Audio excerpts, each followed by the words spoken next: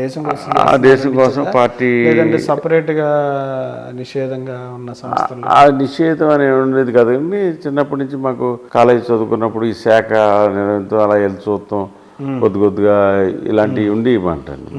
అంటే పెద్ద ఎక్కువగా ఉన్నవాళ్ళు కాకపోయినా స్టూడెంట్స్ వెళ్ళినా తిరగటం ఇట్లా ఇట్లా చేస్తుంది. అలా అట్రాక్షన్ అయింది. అప్పుడు ఒకసారి రామారావు వచ్చినప్పుడు ఎలా చైతన్యం వచ్చిందో మేము అద్వానీ గారిని చూసి, వాజ్పేయి గారిని చూసి అప్పుడు మాకు అదొక హుషారు.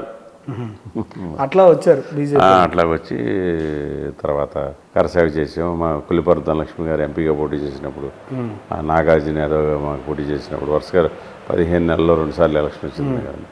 అప్పుడు ఎంత బాగా తిరగడం జరిగింది. తర్వాత మాకు వేదవ్యాస్ గారి బంధుత్వం వల్ల కొంతకాలం ఆయన కూడా ట్రావెల్ చేయవలసి వచ్చింది మాట. ఇంకా తర్వాత మేము అంటే పార్టీలో ఎక్కువ తిరగకపోయినా పొలిటికల్గా టచెస్తో ఉండేవాడు అనమాట. పబ్లిక్తో ఎక్కువ పని కావాల్సి వచ్చినా నేను చేయటం. వ్యాపార రీత్యా నేను హైదరాబాద్లో ఉంటాం.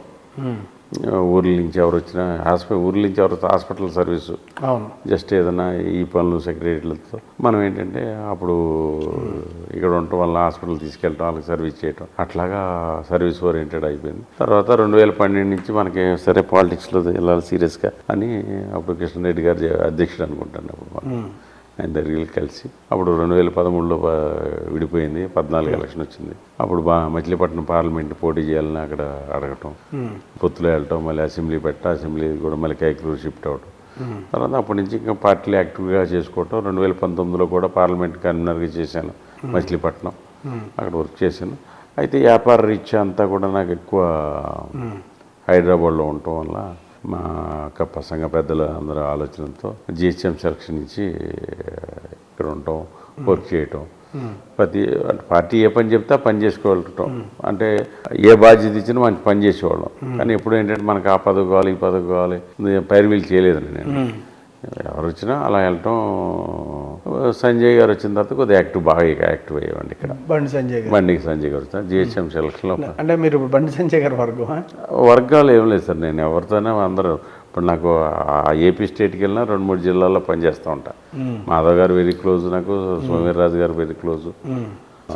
అక్కడ ఏ పని చెప్పినా సరే నేను వెళ్ళి ఇప్పటికీ మచిలీపట్నంలో నా వర్గాన్ని, అంటే మా వర్గంటే నేను మనం పనిచేసినప్పుడు వేసిన కుర్రోళ్ళని అందరినీ కూడా ఈ పార్టీలో తీసుకొచ్చి ఉంటారు కదండి. వాళ్ళ స్థితిగతులు అన్నీ చూసుకోవటం, వాళ్ళ మంచి చెట్లు వాళ్ళకి అన్నీ చూసుకుంటూ ఉంటారు. మన మాధవ్ గారు మా జిల్లాకు వచ్చినప్పుడు కూడా 4 రోజులు అక్కడే ఉండి వర్క్ చేయటం అన్నీ కూడా అన్నీ చేసి వచ్చాము.